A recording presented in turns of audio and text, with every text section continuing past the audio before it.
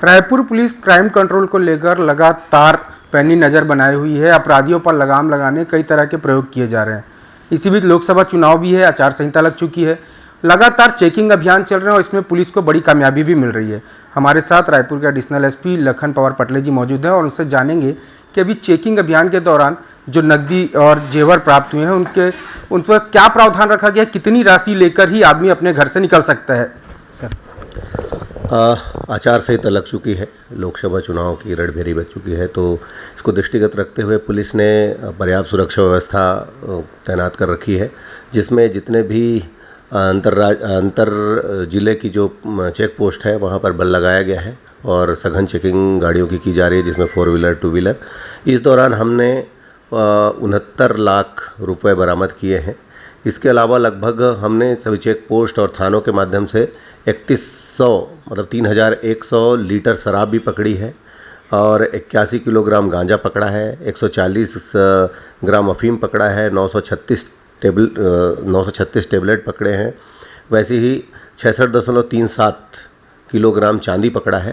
तो इस प्रकार से हमने चुनाव को दृष्टिगत रखते हुए जो भी चुनाव आयोग के जो निर्देश हैं उसका पालन कर रहे हैं और सघन पेट्रोलिंग और सघन चेकिंग अभियान हमारा जारी है।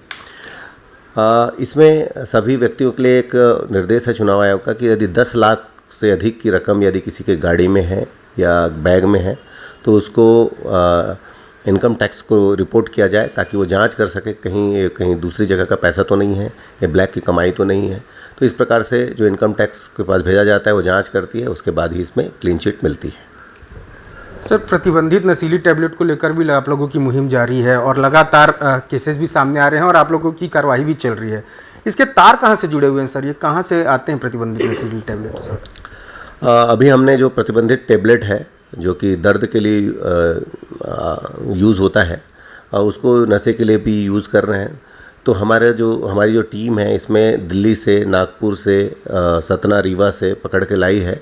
तो इस प्रकार से ये ऐसे लोग हैं जो बिना प्रिस्क्रिप्शन के दवाई को बेच रहे हैं, तो उनको भी हमने सलाखों के पीछे भेजा है।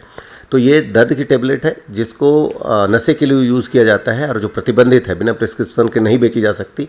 किसी भी दवाई दुकान में यदि कोई व्यक्ति जाता है तो एक प्रिस्क्रिप्शन की कापी जो मेडिकल स्टोर वाला उसको रखेगा अपने पास और उसको दवाई देगा, ताकि हिसाब किताब रहे कितने लोग को जा रहा है ये नशे के रूप में या इसका दुरुपयोग तो नहीं हो रहा है, इसकी जानकारी रखी जानी चाहिए। सर, क्राइम कंट्रोल के लिए लगातार मीटिंग्स भी हो रही है, क्या कुछ स्ट्रेटेजी पर फोकस किया जा रहा है? क्योंकि अपराध तो बढ़ते ही जा रहे हैं, इसको लेके मतलब कुछ आप लोगों की नई कार्य योजना होगी, इस पर क्या कुछ कहेंगे? देखिए, पुलिस हमेशा अपराध रोकने पर, यदि अपराध हो जाता है उसको डिटेक्ट करने पर प्रयास करती है और हम अपराध को उस पर अंकुश भी लगाते हैं, अपराधियों को पकड़ते हैं, जेल भेजते हैं। लेकिन हमारी जैसे रायपुर शहर राजधानी है तो यहाँ तमाम प्रकार के अपराध होते हैं, तो इसके लिए स्पेशल टीम बनी हुई है जो इस पर काम करती है और इसके लिए हमने अभी लगातार चेकिंग अभियान जो शाम को हमारे सभी थाना प्रभारी 6 बजे से लेकर रात को 11 बजे तक अलग से पेट्रोलिंग में रहते हैं, ताकि किसी प्रकार की अड्डेबाजी ना हो या चाकूबाजी ना हो। इसके लिए लगातार पेट्रोलिंग कर रहे हैं और आप देखे होंगे कि पिछले साल की तुलना में इस बार कम अपराध हुए हैं, होली के दौरान भी कम अपराध हुए हैं।